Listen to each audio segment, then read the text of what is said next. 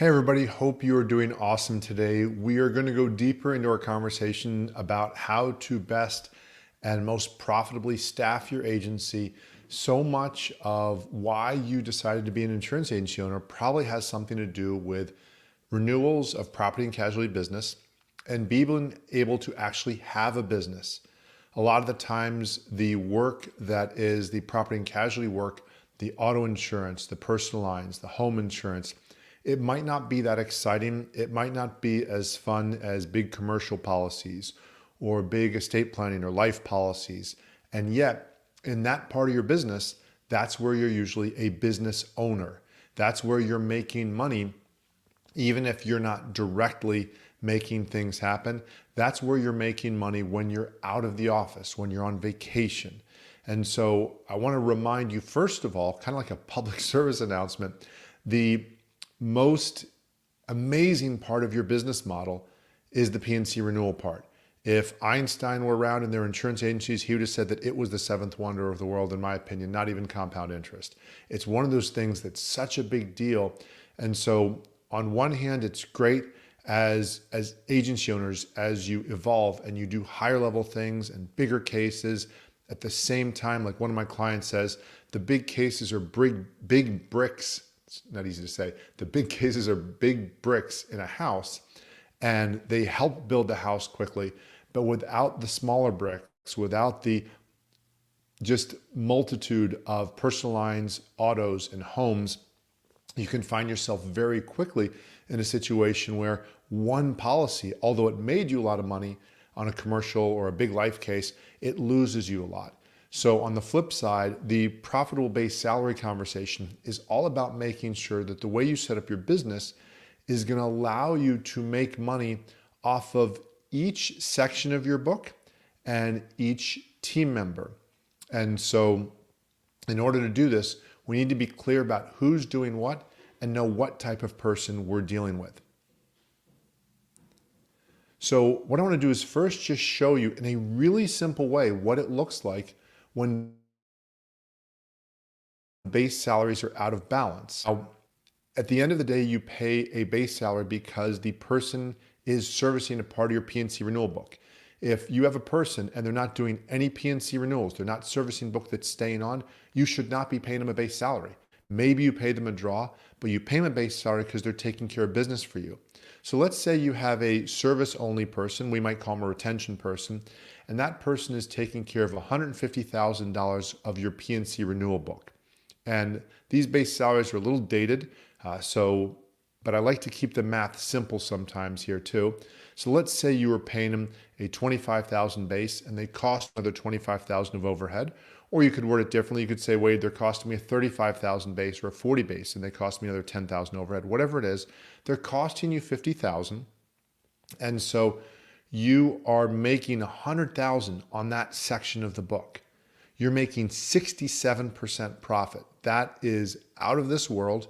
In fact, the only thing that's dangerous about that is you might be underpaying that person. They might be working extra and they might eventually leave you if you were only paying them that much. Then let's say you have another team member and they are servicing 100,000 of P&C renewals. And let's say they're also costing you 50. And as far as base benefits overhead. And so you're making off of that person's, just again, their P&C renewal part. They might be making some sales on multi-line sales or new sales, but just the P&C service, you're making $50,000 on that as the agency owner. And so that's a 50% profit. That's pretty good too. Now the third person, you have an office manager type.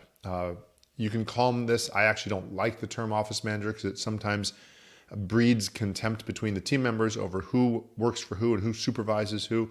But let's say you call that person a retention team leader or an office manager, whatever you like. And that person, because they're doing other things for you, they're maybe also your executive assistant or they're doing some different things. They're servicing 50,000 of P&C renewals and they're costing the agency 50,000. So you're making no money off of the renewal book, but perhaps that person is worthwhile to you, to the agency, because they're providing freedom for you. They're helping you coordinate other things. There's other areas that we're not measuring here, let's say first year production, monthly production that they're helping out. But in essence, from a renewal standpoint, they're not making any money for the agency. And then we have the PNC Rainmaker. And I want to be really specific about this definition because a lot of people mix up very often the PNC Rainmaker and the either serve and multi-line, the service and multi-line person, or the service and sales person. A PNC Rainmaker, I'm talking about somebody who is doing 0 PNC renewals. So they're not servicing any part of the book. They don't have a section of the alphabet. They don't take service calls. They are just drumming up PNC business. Maybe they have centers of influence. Maybe they're going to networking meetings. Maybe they're doing marketing on social media, LinkedIn, whatever it might be. But they're doing 0 service and retention work. And yet, a lot of the times what happens is the agency owner will say, well, the market rate for base salary is X amount. And again, I'm using 25 just to keep the math simple here. It's probably more these days. I made these slides a while ago, but I keep them simple because it keeps the math simple. So let's say you're paying that 25 or 30 or 35 base. They're costing you 50 after all overhead. You're losing money on this person. And so maybe they're making up the money on their PNC acquisition sales. Maybe they're not. But we don't want to be paying that person a base salary. We're going to correct this shortly. So overall, the overall picture is not bad, but there's some problems here. The overall picture is good. We have 300,000 of PNC renewals.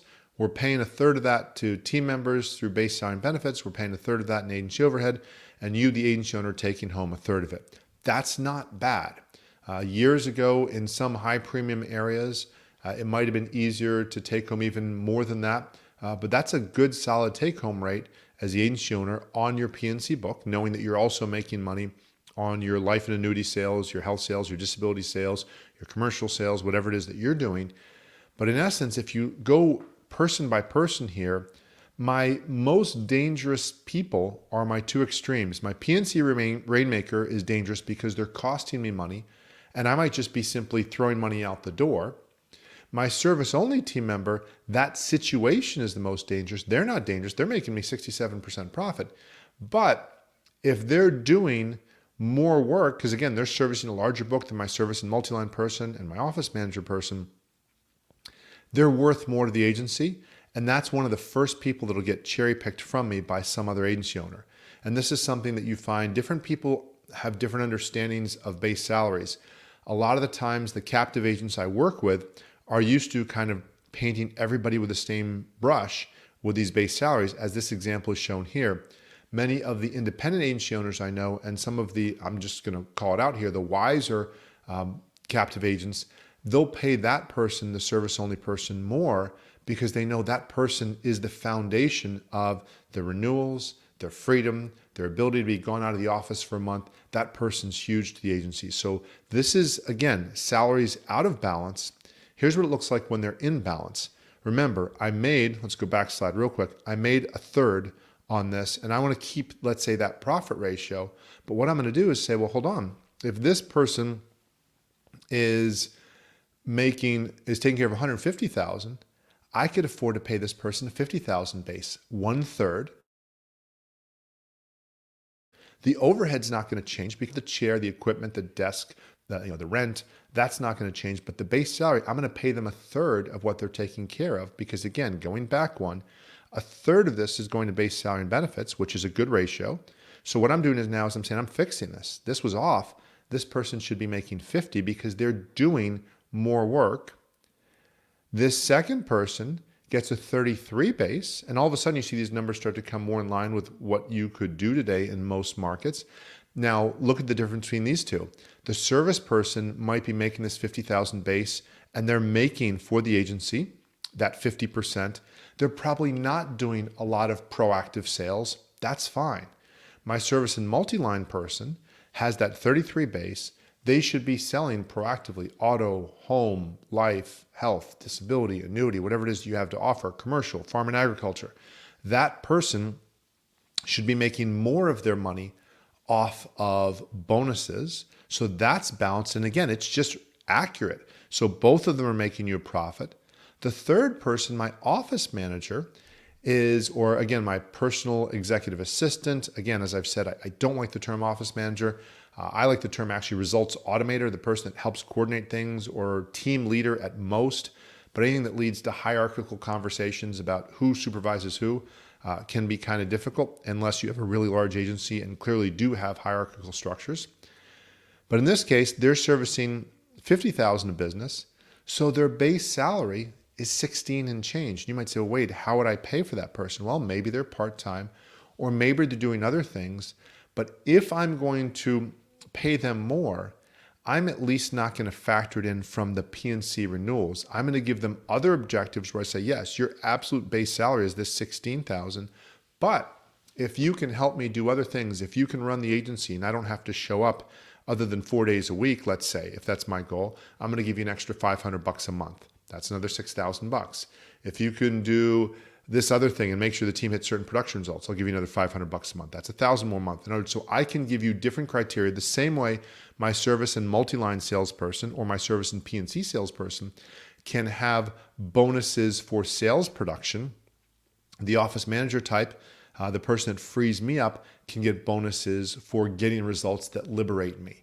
But from a base salary standpoint, I'm going to stay in check. And if, again, we look down here, each one of them under the percent amounts, base salary is 33%. Why? Because that's how the business works. It's just math. I'm not running from the math. I'm honoring the math. I'm not borrowing from Peter to pay Paul. I'm staying in alignment with what is mathematically true. And so my P&C Rainmaker does not get a base salary. Now, they might get a draw. They might get some sort of advance, but they're not getting a base salary because they don't do P&C renewals. So I'm making sure that overall, I still have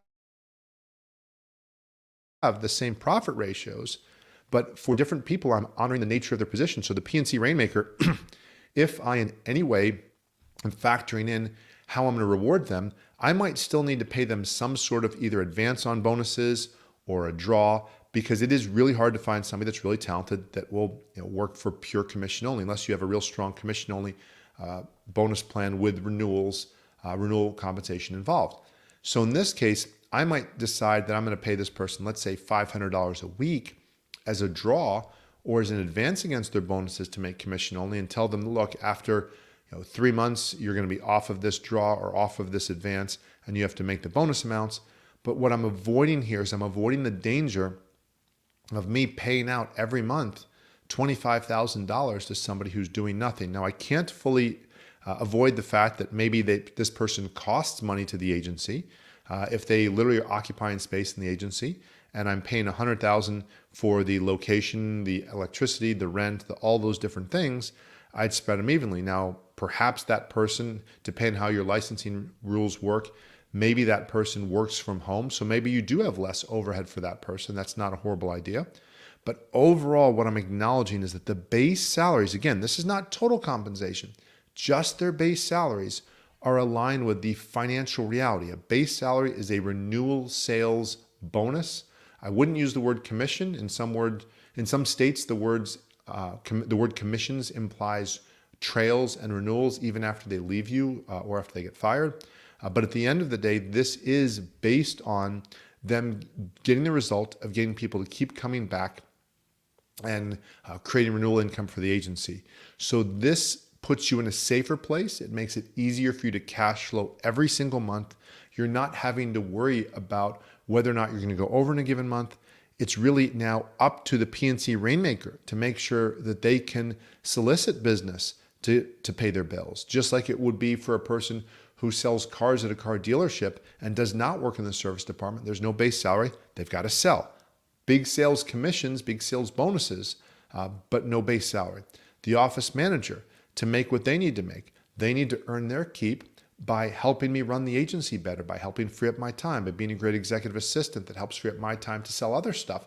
If this office manager / executive assistant type helps me go from writing, let's say, 50,000 of business in life, annuity, commercial, whatever is the big stuff you do, and because of their help, I write 150, well, then that would be part of the overall revenue picture I'd look at, where I'd say, well, hey, this person helped me jump 100,000. I want to make sure they get some of that. Similarly, if the serve and sales person, the serves and multi-line person here, is making more income for the agency on the sales side, I'm going to give them bonuses there. So bonuses happen in addition to this, but for the base salaries, we're not going to go over. We're going to stay within our lines and stay within our lane. So the action plan is just to confirm that everyone in your agency who has a base salary is servicing enough renewals to make you a profit. And again, I like the words renewal sales better because it's more accurate to what they're actually doing.